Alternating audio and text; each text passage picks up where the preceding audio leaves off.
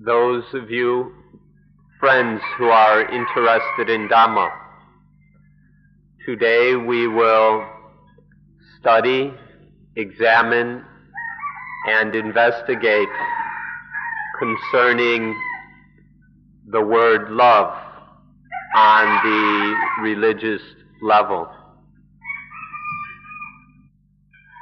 In Buddhism, it is popular to distinguish things on two levels.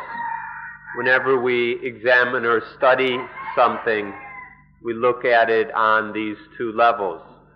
The first is the household life, the level of the household life of homes and families.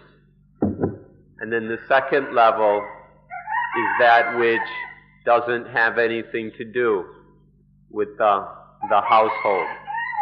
So when we want to look at something, we look at it on both of these levels.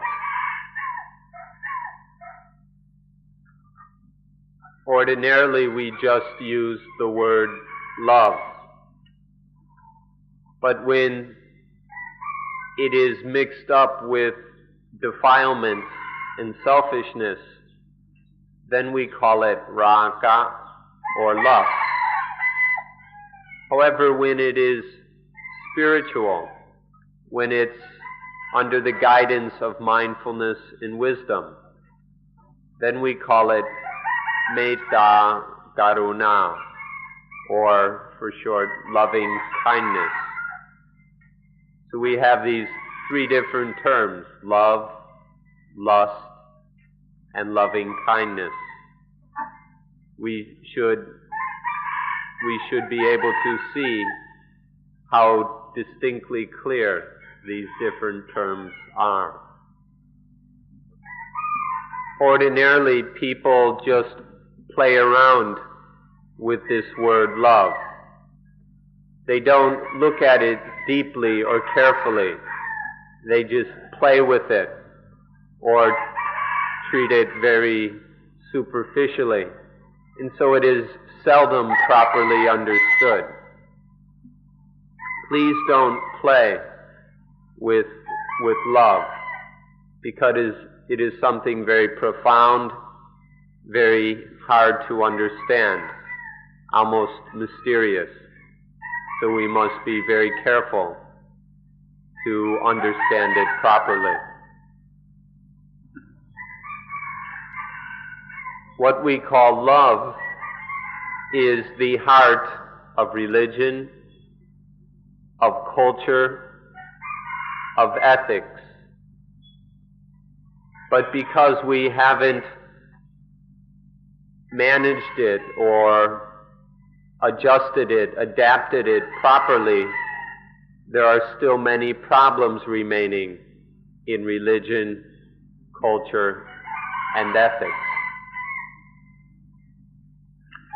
We look at the world around us, that people are generally unable to love each other. And even when we look at religion, the different religions can't even smile together. There's no smiling between the religions. So even in this world, we still separate and break into parties and factions.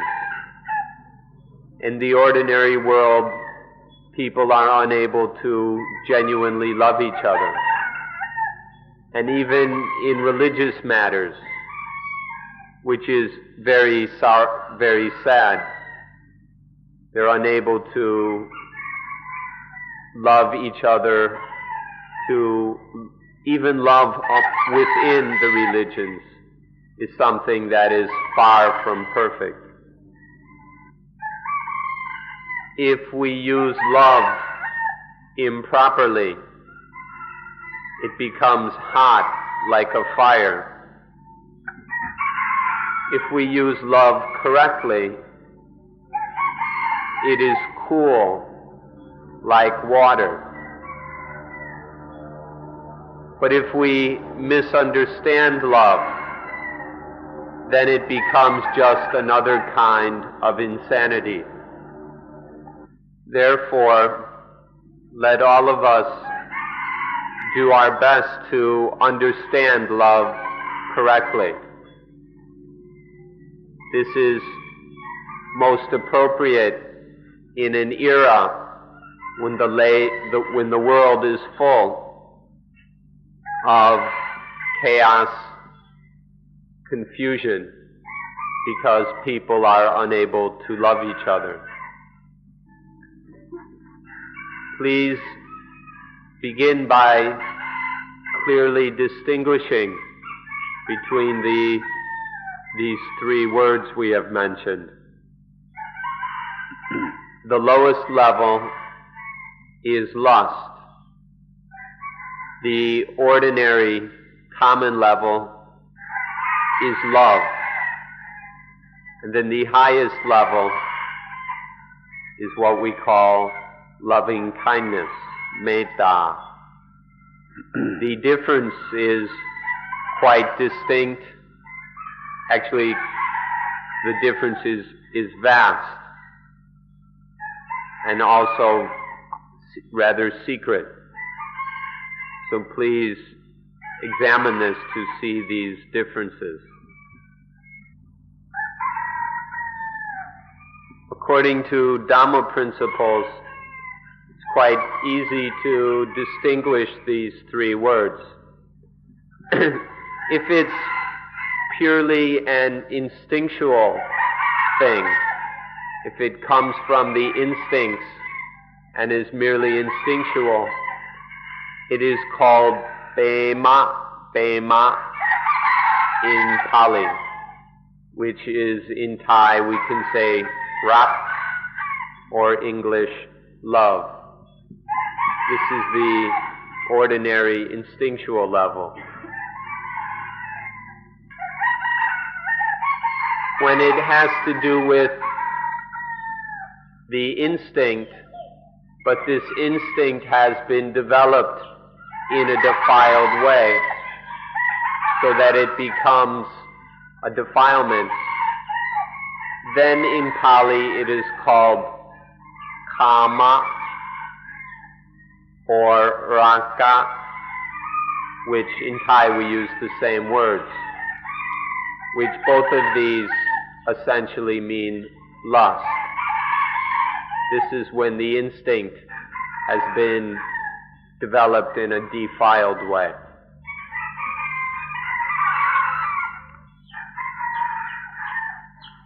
If it has to do with the instinct which has been developed in an enlightened way, that means it's developed wisely, then in the Pali language it's called metta, or in Thai, metta maitri, which has to do with friendship, friendliness, or it's often translated loving kindness. This is the third level or aspect of love. You by yourself can see clearly that there is the level which has to do solely with the instincts. And then there is the level that has to do with the instincts, but they have changed into defilement. And then there is the level having to do with the instincts which changes into enlightenment or wisdom. There are these three distinct aspects to love. Now we'll look at each of these in some detail.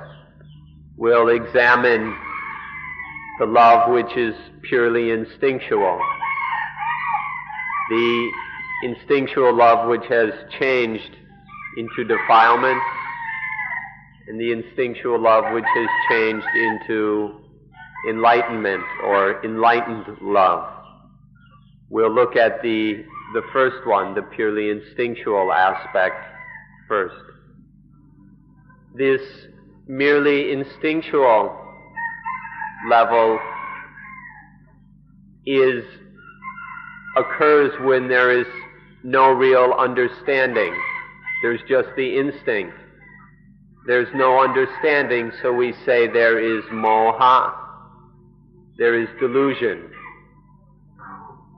There is also upadana, attachment.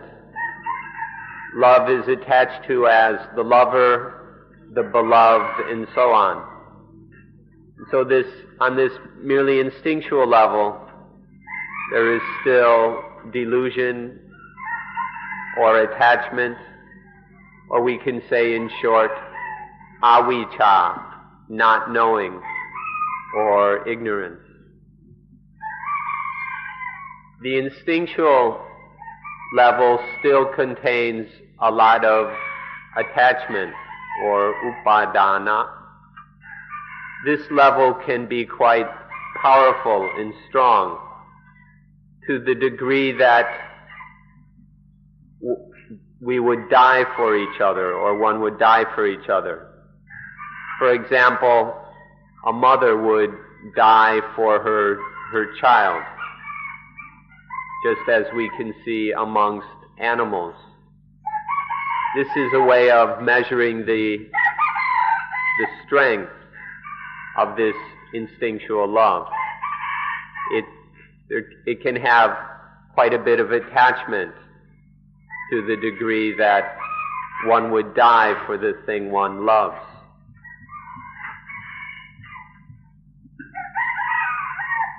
So we call it prema, the ordinary kind of love, which is full of moha, delusion, meaning that it isn't understood, it's lacking in mindfulness and wisdom.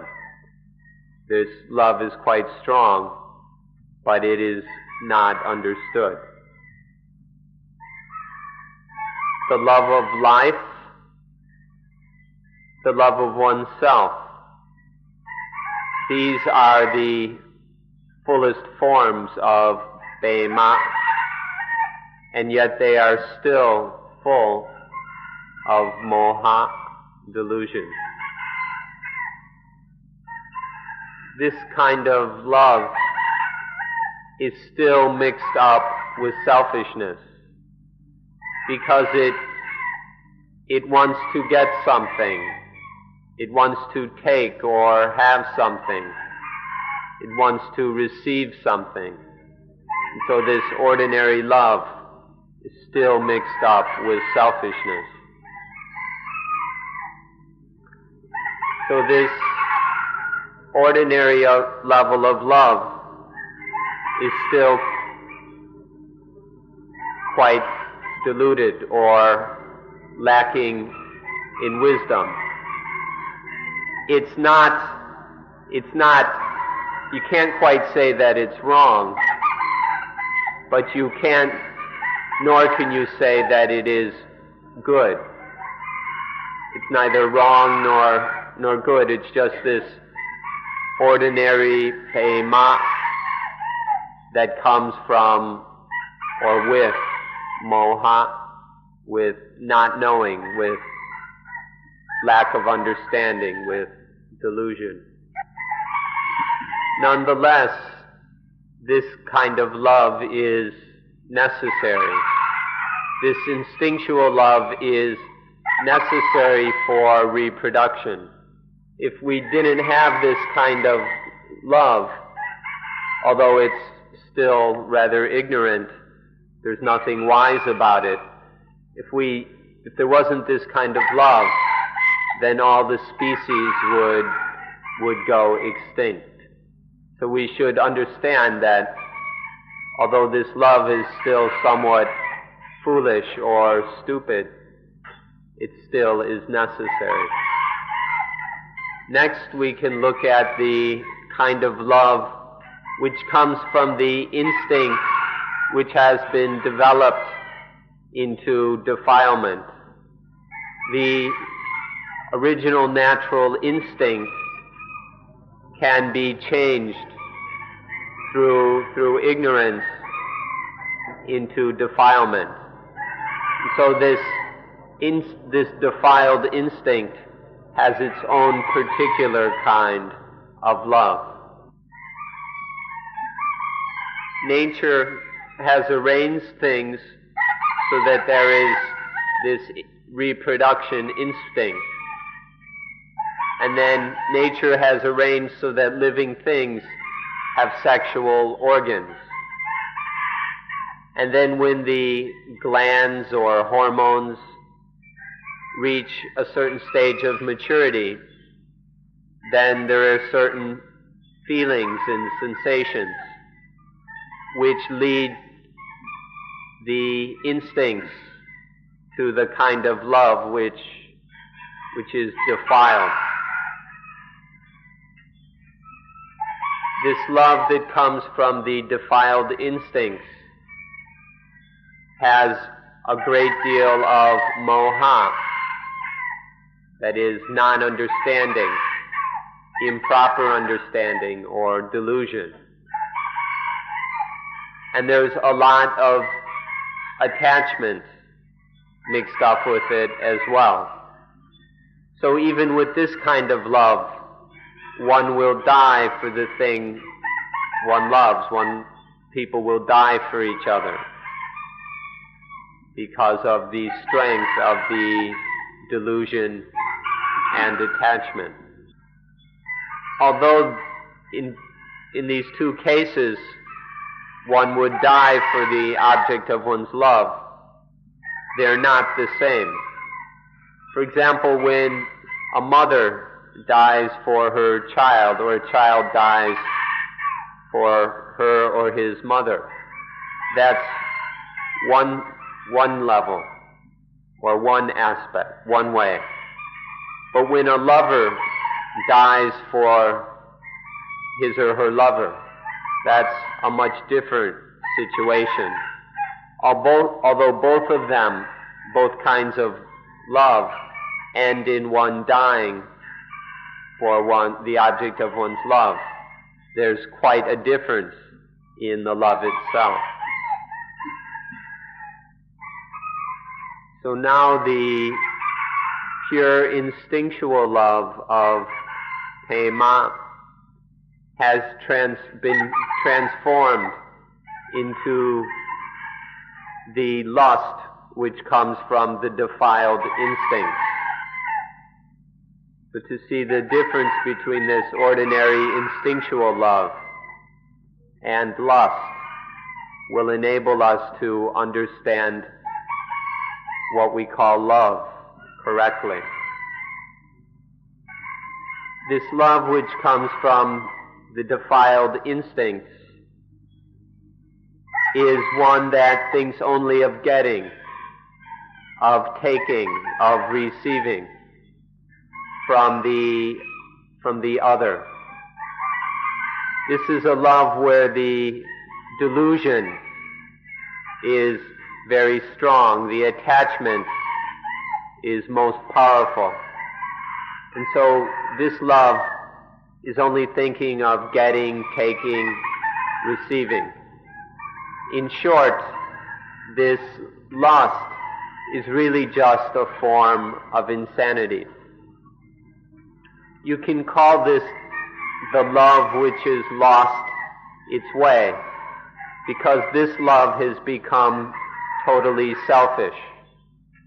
It's the love which is a lie. It's false love. It's the love that only wants to get, to take, to have, to receive. And so it's become a lie. It's just full of selfishness. It desires only to respond to this defilement. It's the love that is totally motivated by defilement. The world is undergoing all sorts of terrible problems because of this defiled love. There are all kinds of wicked crimes. There are people who kill each other and kill themselves. There are all kinds of insanities that are a result of this defiled love. And so we can say that this dishonest love, this lie of love, is bringing about many crises in this world. Now we come to the third kind of love, the love that arises from the instincts which have been transformed into poti. Poti means awakening, enlightening. So these are the instincts which are transformed by wisdom, which brings us to a whole nother kind of love. Our instincts can develop in either way, in either a defiled or an enlightened way. So with children, we can see this very carefully. Depending on how they are raised, the instinctual love can develop in either direction. If children are raised correctly, if the parents know what they're doing, then the love of the child becomes more and more intelligent. And then it's very healthy for both the child and others. But if we raise our children foolishly, then this instinctual love becomes more and more selfish, more and more dangerous for the child as well as others. So mothers and fathers must be very careful. They must be responsible about this to make sure that the child's love develops in an enlightened way. When the surroundings are proper, when there is correct training, then the ordinary pema is transformed into metta. This can happen with the children as well as adults. Even raga, even the lust, if it isn't too excessive, if it isn't too much, even this lust can be transformed into metta. These things aren't fixed. They depend on the surroundings, the conditions, and how they are trained. None of these things are fixed, so the pema can develop into either enlightened metta or into defiled lust. It's not fixed, and so there's always the chance to transform them into metta. Ordinarily, the enlightened love, intelligent, wise love of Bodhi doesn't need that one would die, doesn't require that we die for each other. Unlike the other two kinds of love, the more foolish or even the stupid level of love. But in certain special circumstances, in certain very special situations, the conditions may require that one die because of love. And so this self-sacrifice can happen even with the third kind of love, the metta that comes with wisdom. When, due to appropriate reasons, out of this wise love of metta, one person may sacrifice his or her life for the benefit of many, for the benefit of the country or large numbers of people. When there are appropriate reasons, even this intelligent love can lead to self-sacrifice. But this is much different than the stupid self-sacrifice of ordinary love, or the insane self-sacrifice of lust. One can die for what one loves on all of these levels, but one is intelligent, one is foolish, and one is just flat out insane and ridiculous.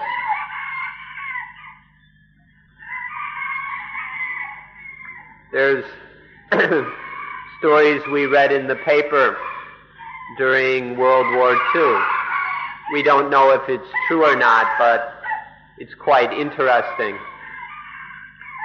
that during the Second World War, there was a single Japanese pilot in one plane which carried a large bomb would deliberately crash or kamikaze into the British ships in Singapore. And so one man could take out an entire ship. This is the result of this extreme self-sacrifice. And so this is how through intelligence one can know how to use a certain method to get such large results. In this kind of intelligent love, there's no thought of getting, of receiving. There's just a pure self-sacrifice. It's much different than the defiled love that thinks only of its own advantage and benefit, the selfish kind of love. So there's a great difference between the two. The instincts which have been transformed into Poti, the enlightened instincts, lead to what we call the Brahma Viharas, the dwellings, the highest dwellings, the Brahma dwellings, or the homes of the gods. These dhammas, or qualities, arise from the instinctual love that has been transformed in an enlightened way. These Brahma Viharas, these highest dwellings, have amongst them different levels, but all of them come from this enlightened, intelligent love.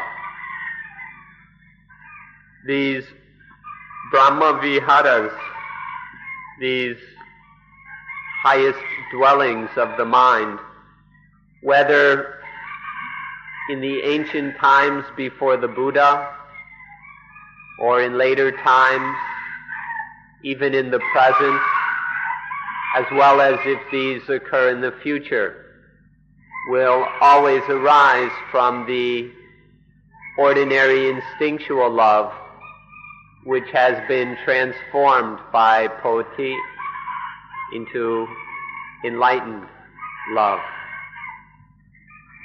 Now we come to a certain perspective which must be examined.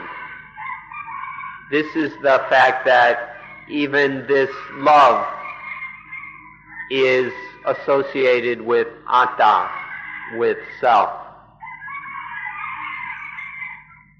If love is yet foolish, or if it's even stupid, the ordinary pema or the defiled raka, both of these kinds of love increase atta, they increase the sense of self and its strength.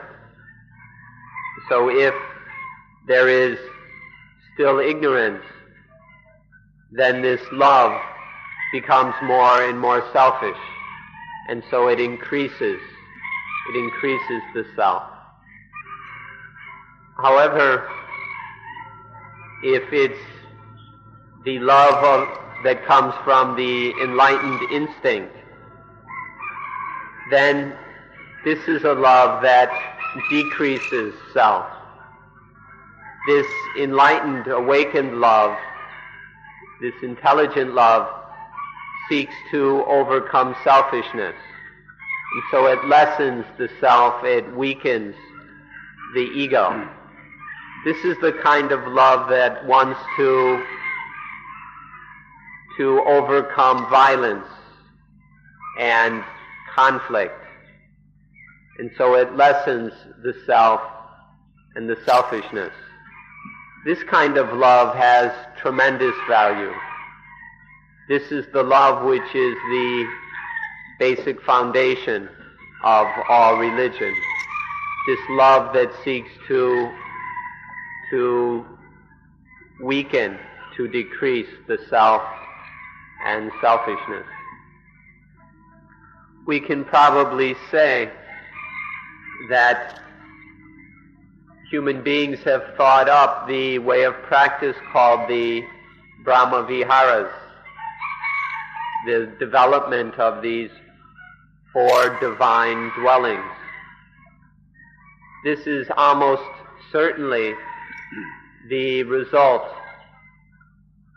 of this love that seeks to overcome the self, to weaken and decrease the self. In this essential religious impulse to weaken, to contain, restrain, and weaken the self, this has led to the idea of practicing the 4 Brahma Viharas.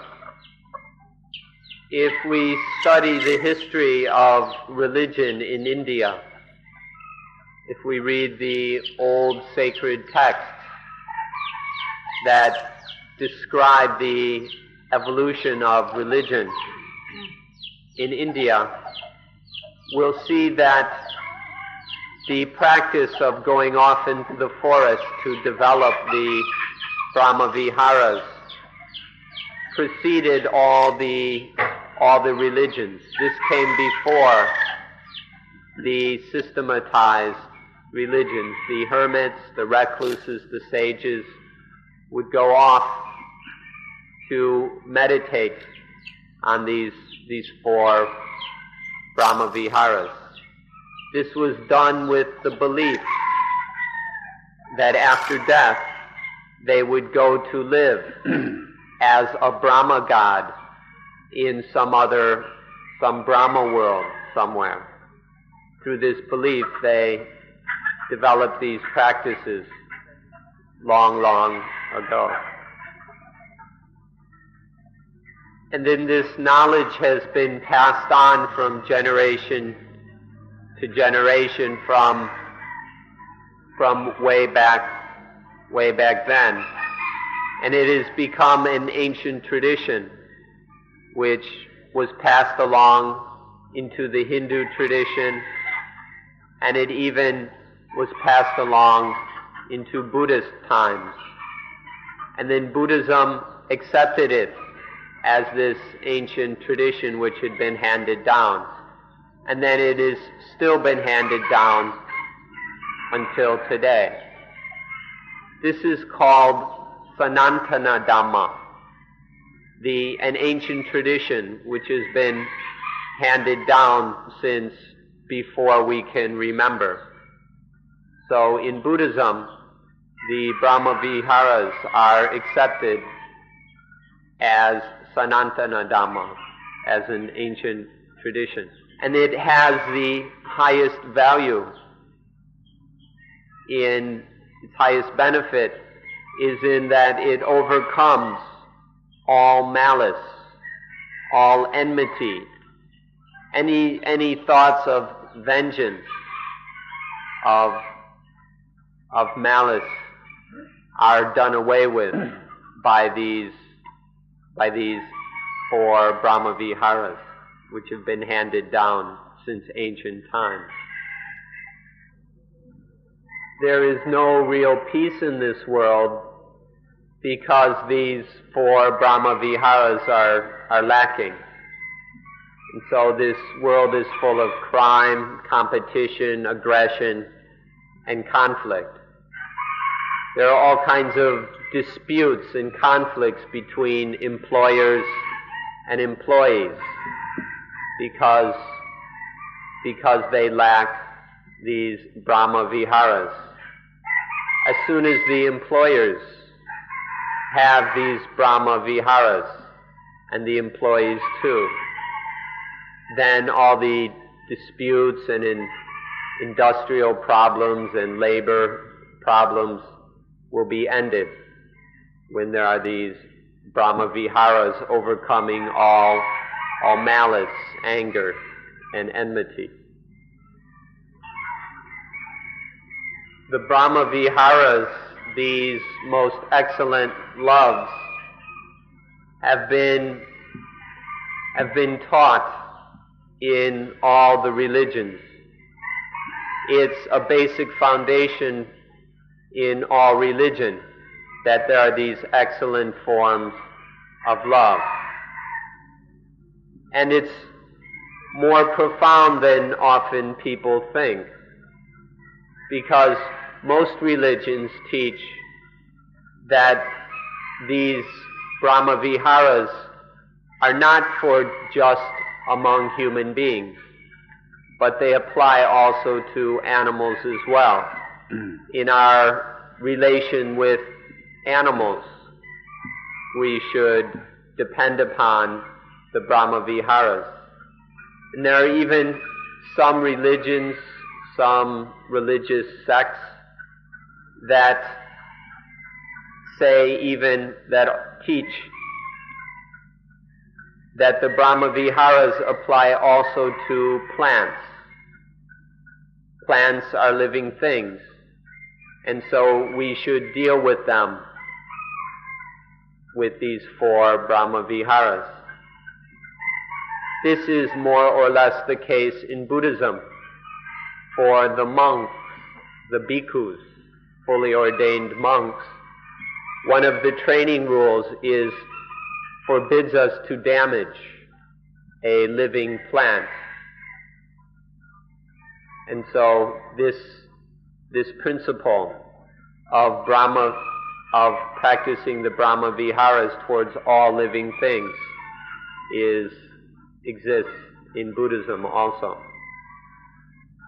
It's important, it's necessary that each of you reflect upon, examine, and deeply consider how we are to use the Brahma Viharas in this modern world of ours so that there can be peace.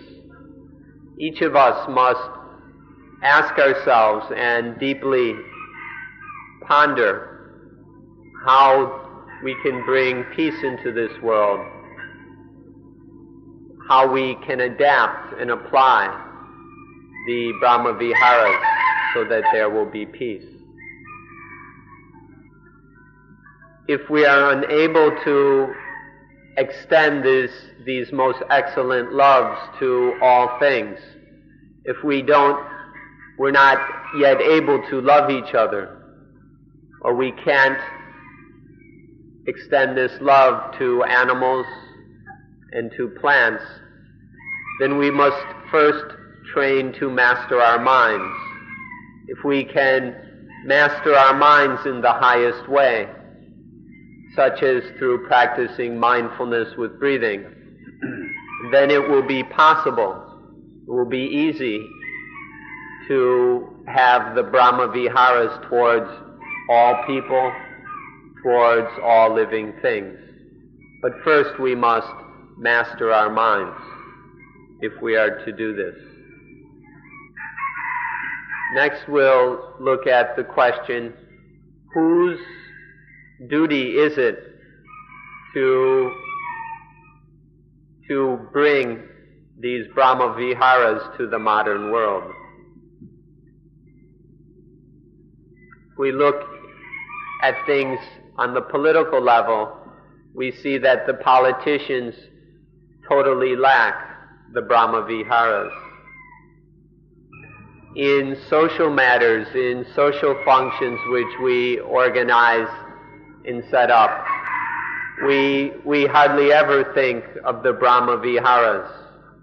We think about the benefits we will get, the material advancement, the technological progress, the development, and so on. But in all of our social organizations and systems and functions, we hardly ever consider these four excellent loves.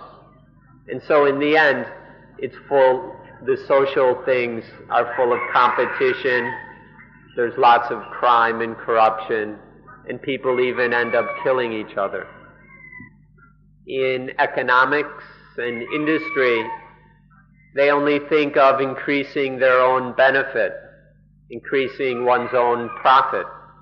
Nobody thinks in economics and industry, they don't ever consider the Brahma Viharas. They don't have the numbers. These don't fit into their little equations. They only think in terms of personal profit and advantage. Or in the cooperative movements, in these cooperative organizations, the majority of people are thinking of just getting something out of it. They're primarily interested in their personal benefit. So the cooperatives aren't founded in the Brahma Viharas, and the majority of them fail. Or those that still exist are full of corruption and injustice. And we should look at the last thing, at religion. The religions can't even smile together. The different religions think only of converting people to their own religion, of taking over the world so that the whole world belongs to just one religion. In these kinds of religions, in this sort of religion that thinks only of competition and conquest, there are none of these Brahma Viharas. There is no real love. And so the religions can't smile together, they can't cooperate. They just create more problems for the world. And if this is the case even with religion, then on what is the world going to rely? Where is the world going to find any refuge? So in the end, we're left with ourselves. Since we can't depend on the politicians, the economists, the industrialists, or even the organized religions, all we can depend on are ourselves. It's up to each of us to develop, to bring the Brahma Viharas into the world by developing our minds, especially through practicing mindfulness with breathing. We'll have the mastery over our minds that will enable us to have the Brahma Viharas. When we've trained our minds well enough, the Brahma Viharas will be no problem. And so in the end, you can't look to anybody else to bring about these Brahma Viharas, to bring peace into the world. It's up to each of us to practice, to master our own minds so that we have the Brahma Viharas. To make this development easier, we're going to examine the benefits or the results received from having the Brahma Viharas. It helps if we understand the benefits that naturally arise from having these four excellent loves. The one excellent benefit that we can all easily realize is that the Brahma Viharas will eliminate selfishness from this world. Through the Brahma Viharas we can eliminate selfishness. The very intense and strong selfishness in the people of this planet, of this world, is now challenging religion. This very intense selfishness in modern people means that people laugh at, have no respect for religion. They consider it something silly and worthless because their minds are so dominated with selfishness. But through the Brahma, and so now religion has this great competitor, or we could even say enemy, in this intense selfishness of modern humanity. But these Brahma Viharas can weaken, decrease, and eliminate that selfishness, so that we can even call it the highest grace for humanity, when humanity can be freed of this very terrible and destructive selfishness. With less selfishness, this world will cool down. The less selfishness there is, the more the world will cool off, instead of all the heat that's being generated by competition, aggression, violence, and selfishness. Back in the old days, in the ancient times when civilization wasn't near so developed, things were much cooler. There was far less anxiety and war, because people hadn't yet gotten so obsessed with material comfort, with luxury, with technology, with pillaging the earth in order to have material progress, technological development. So through the Brahma Viharas, overcoming selfishness, so we can get out of these cycles of competition, aggression, violence, and destruction of the environment, then the world will have a chance to cool down, to cool off. It's rather funny that the world that didn't know how to make ice, back in the days before they had refrigerators, when they couldn't make ice, it was colder than the times when the world knows how to make ice. Now we've got refrigerators and freezers and air conditioners all over the place, but the world is hotter than before we had these things. In the past, we didn't know how to make ice, but there was a lot more peace than in these days where we can make as much ice as we want, but we can't make peace. If the people from the ancient times, from long, long ago, even when people weren't wearing clothes, if we go back, if one of these people came to see our modern world and saw our, all this electricity and all this recording equipment and our technology, they would have great respect for these achievements of humanity. They would respect us and even honor us. But then, when they looked around,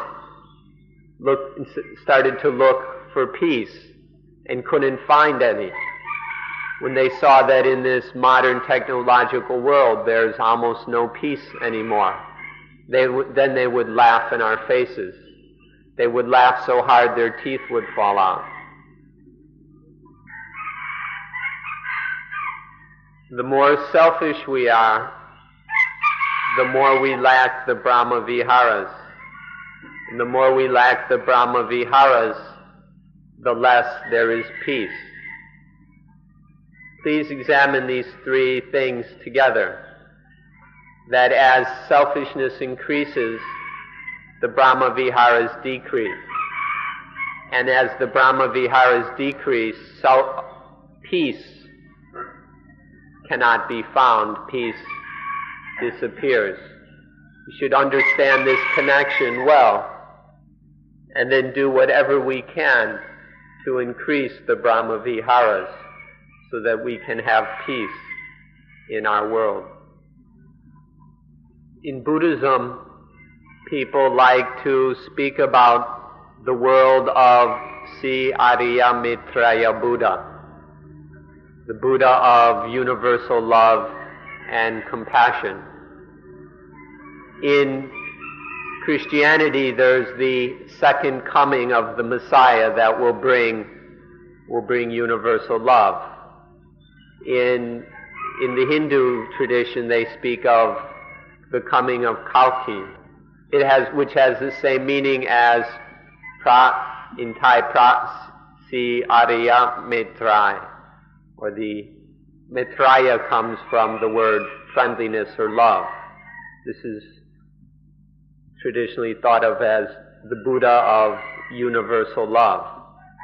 These worlds that people all over the world are looking forward to will never come as long as we are living selfishly.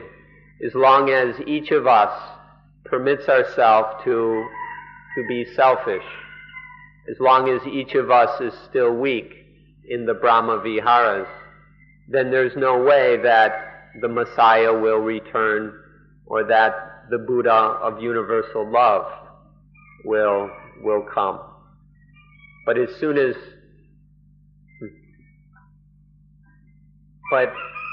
when we overcome selfishness and fully develop the Brahma Viharas, then the Buddha of universal love will appear naturally.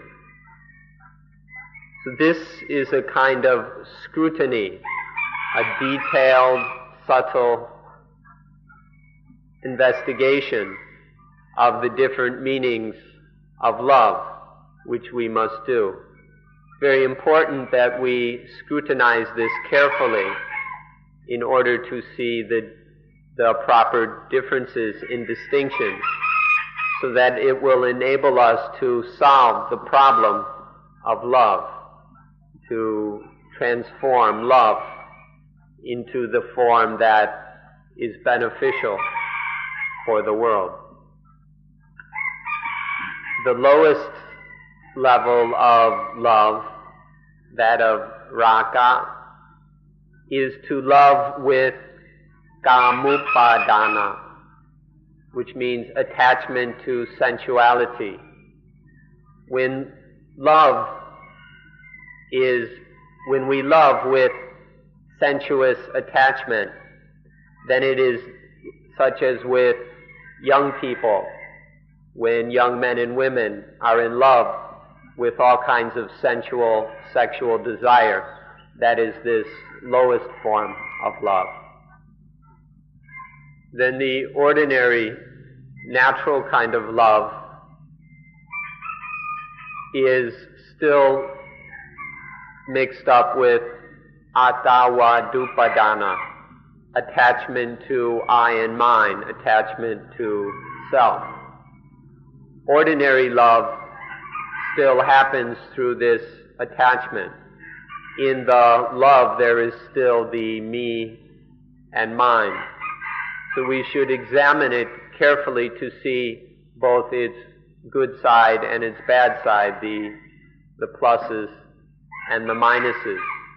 For example, how the love of parents for children, to see what kind of results it brings, or the love of a teacher for her or his students, to see that there are benefits, but there are also problems as long as love is concerned with attachment to self, attachment to me and mine.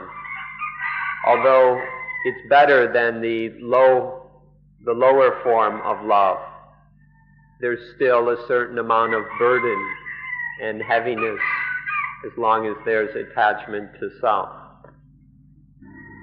And then the highest form of love, we would like to say, is love through Dhammupadana, or attachment to Dhamma, the love that comes from and with attachment to Dhamma. But let us be honest and say that this word Dhammupadana is, you won't find it in the Pali scriptures. In fact, it's a word that we've just made up. Some people will criticize us for doing so, but there is such a thing, although the word doesn't appear in the old books.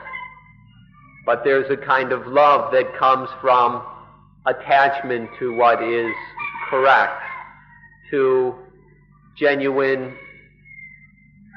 when we see that we are all comrades in birth, aging, illness, and death, when we see that it is necessary and correct to work together to help each other, when we attach to this correctness, to what is right, to what needs to be done, we can call that Dhammupadana. When there's this Dhammupadana motivating the love, then this gives us the third kind.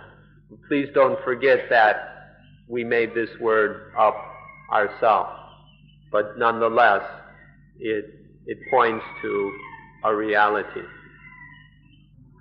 Let's repeat this once again. Youth, young men and women, love each other with Dhammupadana, attachment to sensuality, to sex. Parents love their children with the love of Attavadupadana, which is attachment to self, to I and mine. And then pure love, the love of friends, those who are kindred in birth, aging, illness, and death. This pure kind of love is through Dhammupadana, attachment to Dhamma. Next, we'd like to consider relationship, the way we are related. One kind of relationship is the relationship through lust, the relationship through selfish desire, through ignorance, through attachment. This is one kind of relationship. The other sort of relationship is the relationship that is free of delusion, free of ignorance. It's unselfish, and there's no attachment. There's non-attachment. Both are ways or means or kinds of relationship, but they're totally different. One is very heavy. It's full of problems and pain. The other kind of relationship is light, free, and very good. Now, even the Brahma Viharas can go astray. If there's not proper mindfulness and wisdom, we're not really aware and understanding, then the Brahma Viharas can lead to involvement or to being caught up or bound up in something So when the Brahma Viharas are not pure, it can lead to heaviness and problems just the same. But when the Brahma Viharas are pure, there isn't this attached involvement. There's nothing that ties one up. One isn't tied down by it. So there's nothing heavy or oppressive when the Brahma Viharas are pure. So even the Brahma Viharas have their pure and unpure forms, the results of which are quite different. Our love of husband, wife, children, parents, even our love for our pets, for most of us this love has ties. There are ties that bind us in these forms of love. And so they lead to problems, to friction, to pain and suffering. But the love of the noble ones, in their love, there are no ties. Nothing, we're not tied together.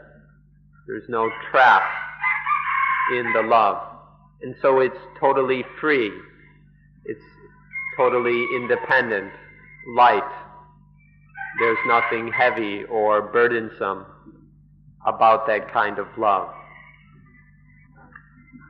So the true Brahma Viharas, the pure Brahma Viharas, are the forms of love that lead to the overcoming of selfishness, the lessening and the ending of selfishness. If they're true Brahma Viharas, then self will be steadily overcome. But when they're false Brahma Viharas, then they're full of I and mine. And then in the end, they never set us free. Now this I and mine, me and mine kind of Brahma Viharas, this kind of love may go back to the ancient times. But then it was steadily improved.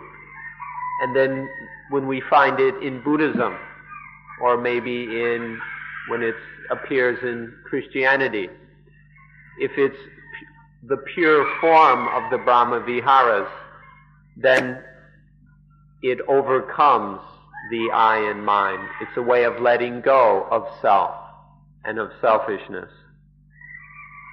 If it's the Brahma Viharas are not yet pure, they're still mixed up with attachment, then there will still be problems. But when there's no more attachment, then there's no more problem. So even what we call love, if it still has problems, if our love is still troublesome or problematic, then it's not yet good enough. It's not yet really love. So love must be free of problems. We must know how to love so that it doesn't create any trouble for anyone. In short, we can express this in just a few words. The kind of love that still bites its owner is not the Brahma Viharas. The love that doesn't bite its owner, this kind of love can be called the Brahma Viharas. So any sort of love that is still biting its owner should not be considered the highest kind of love or true love. But the kind of love that doesn't bite anybody, this is the meaning of the Brahma Viharas. Now you ought to be able to tell the difference because each of you has experienced both kinds of love. You've experienced the love that is turned around and bit you, but you've also experienced the kind of love that didn't bite you, that didn't turn on you. If it still bites us, then it's not the Brahma Viharas, but the love that doesn't bite anyone or anything. This is the Brahma Viharas. Please know how to discriminate correctly between these two kinds of love. It's very important that we can tell the difference, that we understand the difference deeply. Or another way of putting it, the love that brings peace is the Brahma Viharas. The love that doesn't bring peace, that just brings more problems, more confusion, more turmoil, that is not the Brahma Viharas. So what kind of love does our world have now? If it isn't yet correct, then hurry up and straighten out the problem. Hurry up and improve love so that it's the kind that we need. If to have the real, genuine Brahma Viharas, it's necessary to develop our minds, to train our minds through mindfulness with breathing. Once we have sufficient mastery over our minds, we can choose without any trouble the right kind of love. It won't be a problem. There won't be any difficulty in having the right kind of love once we've trained our minds properly. Please don't waste any time in doing so. So whether in your study, your investigation of dependent origination, or in your practice of mindfulness with breathing, may it ever lead to more full and correct Brahma Viharas, so that you will get the true benefit from what is called Dhamma, or what we call religion. So thank you for listening. You've taken quite a bit of patience and endurance. If it's been difficult for you, we ask your forgiveness. But we hope that you will be able to practice Dhamma in the way that we have discussed. We hope that you have the greatest success in doing so. Thank you. And that ends today's talk.